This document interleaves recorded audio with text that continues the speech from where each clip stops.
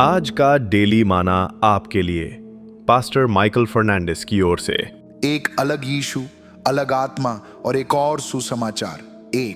क्योंकि जब कोई तुम्हारे पास आकर जिस यीशु का उपदेश हमने तुम्हें दिया है उसे छोड़ किसी दूसरे यीशु का तुम्हें उपदेश देता है, अथवा जो आत्मा तुमने ग्रहण की है उससे अलग किसी और आत्मा को तुम ग्रहण करते हो, अथवा छुटकारे के जिस संदेश को तुमने ग्रहण किया है उससे भिन्न किसी दूसरे संदेश को भी ग्रहण करते हो। 2 कुरिन्थियों 11:4। यदि कोई तुम्हारे पास आकर किसी दूसरे यीशु को प्रचार करे जिसका प्रचार हमने नहीं किया, या कोई और आत्मा तुम्हें मिले जो पहले न मिला था, या और कोई सुसमाचार जिसे तुमने पहले न माना था, तो तुम्हारा सहना ठीक होता।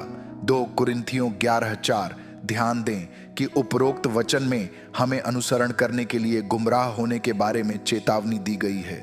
एक और यीशु, एक अलग आत्मा, एक अलग सुसमाचार। आज कुछ ऐसे लोग हैं जो अब कलीसिया की सभाओं में शामिल नहीं होते हैं क्योंकि वे कथित तौर पर कुछ विदेशी शिक्षाओं के साथ अपने कानों को गुदगुदाने के लिए किसी को नहीं ढूंढ पा रहे हैं। इसलिए इसके बजाय वे कुछ ऐसी शिक्षाओं के लिए YouTube की तलाश करते हैं जो उन्हें गहराई से ले गई है। ये खतरनाक है। हाल ही में एक पासबान ने मुझे फोन किया और आंसू बहाते हुए मुझे बताया कि उनके कुछ सदस्यों के घरों में धोखे से आयोजित किए गए एक उपदेशक की सभा में भाग लेने के बाद बहुत से लोगों ने उनका कलीसिया छोड़ दिया था। उस उपदेशक ने उन्हें बताया था कि आपका पासबान सभी गलत बातें सिखा रहे हैं और केवल वही सच्चा प्रकाशन वाला अकेला व्यक्ति था। नए झूठे सिद्धांत, नए झूठे प्रकाशन और नए सुसमाचार लगभग प्रतिदिन उभर रहे हैं और यह बहुत बुरा होने वाला है। बाइबल स्पष्ट रूप से चेतावनी देती है कि अंतिम दिनों में एक और यीशु, एक और आत्मा, एक और सुसमाचार का परिचय, अजीब सिद्धांत सामने आएंगे।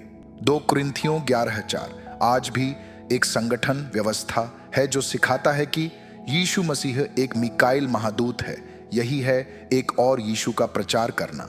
एक और व्यवस्था है जिसके लाखों अनुयायी हैं। वह सिखाता है कि क्रूस पर यीशु का बलिदान हमें हमारे सभी पापों से बचाने के लिए काफ़ी नहीं था और इसलिए किसी भी व्यक्ति की मृत्यु के लिए प्रायश्चित करने और अपनी आत्मा को शुद्ध करने के लिए शुद्धिकरण का स्थान जाना आवश्यक है। यही एक और सुसमाचार है।